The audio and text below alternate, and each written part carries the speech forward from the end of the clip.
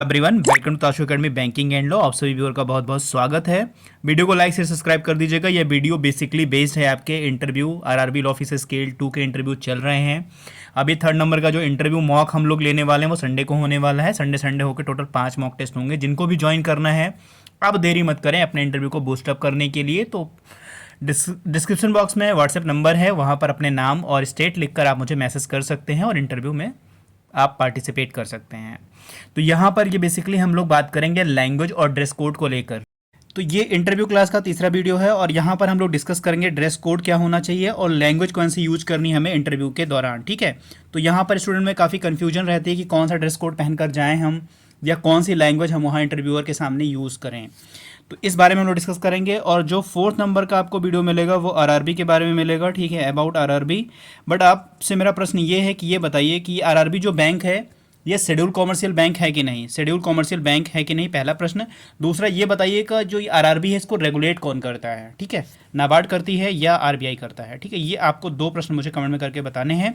और जो अगला वीडियो मिलेगा वो अबाउट आरआरबी के मिलेगा। ठीक है, उससे रिलेटेड आपको कुछ क्वेश्चन है जो आपके इंटरव्यू में किए जा सकते हैं। वैसे बहुत ज़्यादा इंपॉर्टेंट नहीं होता है क्योंकि इंटरव्यूअर जो होता है, क्योंकि आपके ये एक्सपीरियंस की जॉब है तो आपके इस एक्सपीरियंस ही वो प्रश्न पूछते हैं। बट आप इंटरव्यू आरआरबी का देने जा रहे हैं तो आरआरबी के बारे में आपके पास पूरी नॉलेज होनी चाहिए। इंटरव्यूअर आपसे पूछे या ना पूछे इसका कोई मतलब नहीं है, बट आपके पास नॉलेज होनी चाहिए। यहाँ पर सिंपली हम लोग ड्रेस कोड के बारे में बात करेंगे। अगर मेरी ओपिनियन, मेरी राय आप लोग मानिएगा तो ये जो ड्रेस कोड आपको दिख रही है, वाइट शर्ट हो गई, ब्लैक पैंट हो गया और जो ब्लैक कोट आपका एडवोकेट का जो ड्रेस कोड होता है, ठीक है, वो मैं आपको प्रेफर करूँगा।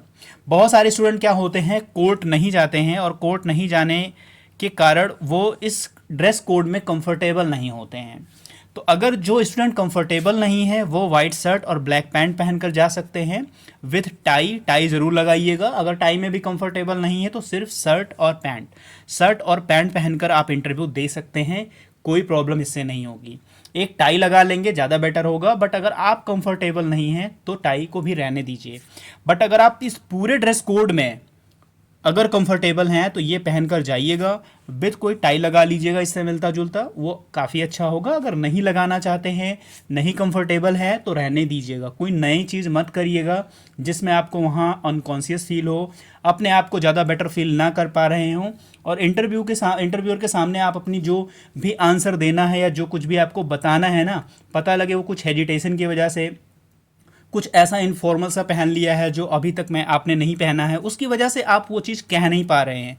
तो कोई ऐसी चीज़ मत बेयरिंग करिएगा जो आपको ऑड लग रही हो। ठीक है, सिंपल। अगर आप ये ड्रेस कोड अप्लाई करना चाहते हैं तो बहुत सुपर्ब है। अगर इनमें कंफर्टेबल है तो काफ़ी अच्छा है, नहीं कंफर्टेबल हैं तो आप वाइट शर्ट कर सकते हैं, ब्लैक पैंट विद टाई। अगर टाई कंफर्टेबल नहीं है तो टाई हटा दीजिए। ठीक है, बाकी जैसे जो लॉ ऑफिसर स्केल 1 का पोस्ट होल्ड करते हैं, ठीक है, तो उनको तो कोर्ट के सामने इंटरेक्ट होना नहीं होता है। तो वो सिर्फ क्या कर सकते हैं, कोई फॉर्मल जो है पैंट शर्ट पहनकर या ब्लेजर के साथ या कोट के साथ भी वो प्रेजेंट हो सकते हैं, उसमें कोई प्रॉब्लम नहीं है। बहुत सारे बच्चे देखते हैं कि वहाँ पर कोई अलग लॉ ऑफिसर की पोस्ट के लिए इंटरव्यू आया है और अलग ड्रेस पहना हुआ है, तो कोई ज़रूरी नहीं है कि वो एक एडवोकेट हो, वो लॉ ऑफिसर स्केल 1 भी हो सकते हैं क्योंकि उनको ड्रेस कोड नहीं पहनना होता है, तो वो एक फॉर्मल ड्रेस पहनकर आते हैं। बाकी कैसे किसी भी लॉ फर्म में आपको अगर ऑफिशियल वर्क करना है, आपको कोर्ट के सामने प्रेजेंटेशन नहीं देनी है, तो वहाँ पर भी आप ड्रेस कोड नहीं पहनते हैं, उन केस में भी आप फॉर्मल पहनकर आकर कोई भी इंटरव्यू दे सकते हैं। तो यहाँ पर ड्रेस कोड के बारे में अगर कंफर्म हो गया है, ठीक है, तो अच्छी बात है। अगर अभी भी कोई कन्फ्यूजन है तो आप मुझे व्हाट्सएप कर सकते हैं या कमेंट सेक्शन में कमेंट करके मुझे आप बता सकते हैं कि मेरे पास ऐसा ड्रेस कोड है, क्या हम पहनकर जा सकते हैं, तो मैं वहाँ पर आपको उसका आंसर कर दूंगा। कोशिश करिएगा यही ड्रेस कोड पहनिएगा, नहीं कोई भी फॉर्मल आप ड्रेस पहनकर जा सकते हैं, इसमें कोई प्रॉब्लम नहीं होगी। आपको आपके इंटरव्यू में कोई प्रॉब्लम नहीं होगी, कोई भी फॉर्मल आप पहनकर जा सकते हैं। बट अगर अपने प्रोफेशन का पहनेंगे तो वो उस ड्रेस से ये ड्रेस ज़्यादा बेटर होगी। और यही गर्ल के लिए भी है, गर्ल साड़ी पहन सकती हैं, ठीक है, वो भी अपना ड्रेस कोड पहन सकती हैं, या कोई फॉर्मल जो अपना वो पहनकर इंटरव्यू देने में कंफर्टेबल है तो वो भी दे सकते हैं। शूज़ की हम बात करें, शूज़ भी आपका फॉर्मल होना चाहिए, ब्लैक कलर हो तो ज़्यादा बेटर है, नहीं आप जो भी कलर प्रेफर करते हैं वो आप कर सकते हैं। तो शूज़ भी आपका ब्लैक होना चाहिए, ज़्यादा बेटर है, और फॉर्मल होना चाहिए। वो सेम टू सेम गर्ल के लिए भी है, गर्ल जो भी ड्रेस में पहनती हैं अपना, उनके लिए भी है। तो आई होप ये ड्रेस कोड का जो आपका कन्फ्यूजन था वो दूर हुआ होगा। अगर अब भी आपको कोई प्रॉब्लम है सेलेक्ट करने में तो आप मुझे कमेंट करके ज़रूर बताइएगा। दूसरी जो बात होती है लैंग्वेज को लेकर कि लैंग्वेज क्या यूज करें हम इंटरव्यूअर के सामने, तो देखिए इसमें आरआरबी क्या है, ये एक रीजनल रूरल बैंक है, यानी ये ग्रामीण बैंक का है। तो हर एक स्टेट की अपनी एक रीजनल लैंग्वेज होती है, ठीक है। तो यहाँ पर सबसे पहली चीज़, आपको जिस लैंग्वेज में कंफर्टेबल, अगर आप इंग्लिश में कंफर्टेबल हैं तो आप इंग्लिश में बोलिएगा, अगर आप हिंदी में कंफर्टेबल हैं तो आप हिंदी में बोलिएगा, अगर आप दोनों लैंग्वेज में कंफर्टेबल हैं तो आप दोनों लैंग्वेज भी यूज कर सकते हैं अकॉर्डिंग टू इंटरव्यूअर। अगर इंटरव्यूअर आपको इंग्लिश में बोलने के लिए कहता है, ठीक है, वो पर्सनली कहता है कि आप इंग्लिश में बात करिए, ठीक है, तो आप वहाँ पर इंग्लिश ज़रूर बोलिएगा। ऐसा नहीं कि मुझे इंग्लिश नहीं आती है, ये आपको नहीं कहना होगा। बट अगर आपके सामने सिचुएशन ये है कि आप इंग्लिश में फ्लुएंट नहीं हैं, आप हिंदी बेटर जानते हैं, ठीक है, आपको इंग्लिश आती ही नहीं है और इंटरव्यूअर आपसे कह रहा है प्लीज़ टॉक इन इंग्लिश, यानी आप इंग्लिश में बात करिए और आप कंफर्टेबल नहीं हैं, तो आप वहाँ पर सॉरी कह सकते हैं, ठीक है, कि सॉरी सर मुझे इंग्लिश आती है बट मैं कंफर्टेबल हूँ हिंदी में, अगर आप मुझे अनुमति दें, अलाउ करें तो मैं हिंदी में आपसे बात कर सकता हूँ, हिंदी में काफ़ी सहज फील करूँगा, काफ़ी कंफर्टेबल फील करूँगा, ये आप बहुत ही पोलाइटली से उन्हें कह सकते हैं। बट अगर आपको इंग्लिश आती है तो वहाँ पर आप इंग्लिश में ज़रूर बात करिएगा। तो लैंग्वेज आपकी कोई भी हो, हिंदी हो, इंग्लिश हो, इसका कोई फ़र्क नहीं पड़ेगा। क्यों? क्योंकि यहाँ पर आपका कोई लैंग्वेज टेस्ट नहीं हो रहा है। ये अगर लैंग्वेज टेस्ट की बात हो रही होती तो आपका लैंग्वेज बिल्कुल इंपॉर्टेंट होता, कि अगर आप इंग्लिश के लिए देने जा रहे हैं तो इंग्लिश लैंग्वेज इंपॉर्टेंट होती, हिंदी के लिए जा रहे हैं तो हिंदी लैंग्वेज के लिए इंपॉर्टेंट होती। तो यहाँ पर कोई लैंग्वेज इंपॉर्टेंट नहीं है। आप जिस लैंग्वेज में कंफर्टेबल हैं, जिस लैंग्वेज में आप सहज फील करते हैं, महसूस करते हैं, उसी लैंग्वेज में आप अपना इंटरव्यू ज़रूर दीजिएगा। तो यहाँ पर क्या है कि कोई यहाँ पर लैंग्वेज का टेस्ट नहीं है, इसीलिए आप जिस भी लैंग्वेज में कंफर्टेबल हों उस लैंग्वेज में अपना इंटरव्यू करिएगा आप लोग। यहाँ पर एक बात और हो सकती है, जैसे इंटरव्यूअर हिंदी बोल रहा है, ठीक है, वो हिंदी में आपसे पूछते हैं, ठीक है, जैसे अगर यूपी में बात करें तो अक्सर हिंदी से ही शुरू करते हैं वो लोग, और इंग्लिश से भी शुरू कर सकते हैं, कोई ज़रूरी नहीं कि वो इंग्लिश या हिंदी से शुरू करें, बस नॉर्मली आपसे जो एक पहला प्रश्न आपसे होता है इंट्रोडक्शन जानने के लिए, ठीक है। यहाँ पर ये नहीं होगा कि जैसे आप वहाँ पर पहुँचे उनके सामने फिर वो कहेंगे अच्छा ये बताइए कि आप क्यों आए हैं इंटरव्यू देने, या बताइए आरआरबी क्या है, या बताइए एनआईए क्या है, ठीक है, ऐसा कुछ नहीं होगा।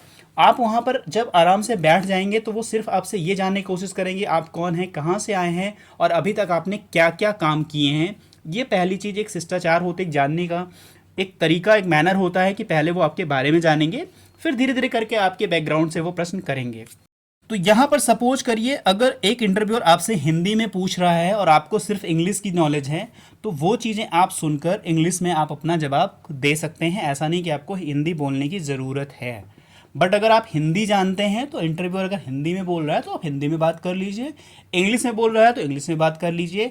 बट अगर आपको किसी भी लैंग्वेज में प्रॉब्लम हो रही है तो वहाँ पर आप पोलाइटली तरीके से ये कह दीजिएगा कि मैं ये इंग्लिश जानता हूँ, पढ़ सकता हूँ, समझ सकता हूँ, बट मैं सहज और कंफर्टेबल फील करता हूँ हिंदी लैंग्वेज में या इंग्लिश लैंग्वेज में, या दोनों में कंफर्टेबल हूँ तो मैं दोनों भी यूज कर सकता हूँ।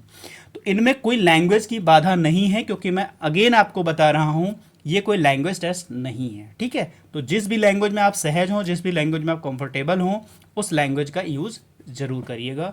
बी कॉन्फिडेंट होकर, वो आपका बिल्कुल सही है, उसमें कोई त्रुटि नहीं है कि मैं इंटरव्यूअर मुझसे इंग्लिश में पूछ रहा है और मैं हिंदी में जवाब दे रहा हूँ, कोई प्रॉब्लम नहीं है।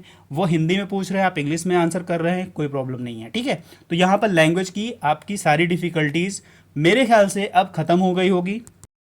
तो जिस भी लैंग्वेज में आप कंफर्टेबल हो उस लैंग्वेज में आप इंटरव्यू अपना दीजिए। यहाँ पर एक बात और हो सकती है, जैसे अगर महाराष्ट्र में हैं या केरला में हैं, ठीक है, या तमिलनाडु में हैं, तो या यूपी है, ठीक है, जहाँ की जो रीजनल लैंग्वेज है, ठीक है, उस रीजनल लैंग्वेज में शायद वो आपसे कह सकते हैं, जैसे अगर आप केरल से हैं, ठीक है, और वहाँ पर उनकी लैंग्वेज है इंग्लिश, ठीक है, और है मलयालम, दो लैंग्वेज हैं उनकी, ठीक है, रीजनल लैंग्वेज मलयालम है और इंग्लिश की उनकी नॉलेज होती है। अगर वो इंटरव्यूअर आपसे ये कहे कि अपना इंट्रोडक्शन मलयालम में दीजिए, तो आपको मलयालम में देना होगा, क्योंकि आपकी रीजनल लैंग्वेज है और रीजनल लैंग्वेज की नॉलेज आपको होनी ज़रूरी है, ठीक है, तो ये चीज़ ध्यान रखिएगा। जैसे यूपी में हिंदी की नॉलेज आपको होनी चाहिए, अगर वो बोलते हैं हिंदी में आप इंट्रोडक्शन दीजिए तो हिंदी में दीजिएगा, अगर वो बोलते हैं मराठी में इंटरव्यू दीजिए, इंट्रोडक्शन दीजिए तो इंट्रोडक्शन आप मराठी में दीजिएगा, तेलुगु में दीजिए, ठीक है, तमिल में दीजिए, ठीक है। इस तरह का अगर लैंग्वेज में वो कहते हैं तो आपको वहाँ पर उस रीजनल लैंग्वेज में आपको अपना इंट्रोडक्शन या अपना आंसर देना होगा। हो गई आपके लैंग्वेज की कन्फ्यूजन, ठीक है। यहाँ पर सिर्फ एक बार मैं आपसे और कहूँगा कि जिस भी लैंग्वेज में आप कंफर्टेबल हैं उस लैंग्वेज में अपना इंटरव्यू क्लियर करिए, ठीक है। मिलता है नेक्स्ट वीडियो में। God bless you to all, thank you for watching. अगर फिर भी कोई आपको कन्फ्यूजन है लैंग्वेज या ड्रेस कोड को लेकर तो आप मुझसे कन्फर्म कर सकते हैं कमेंट के माध्यम से या व्हाट्सएप करके, आप दोनों के माध्यम से मुझे आप कन्फर्म कर सकते हैं कि सर मेरा क्या होना चाहिए। मैं अभी भी थोड़ा सा कन्फ्यूज हूँ कि मैं इन दोनों चीज़ों में क्या चीज़ चूज़ करूँ। Thank you for watching.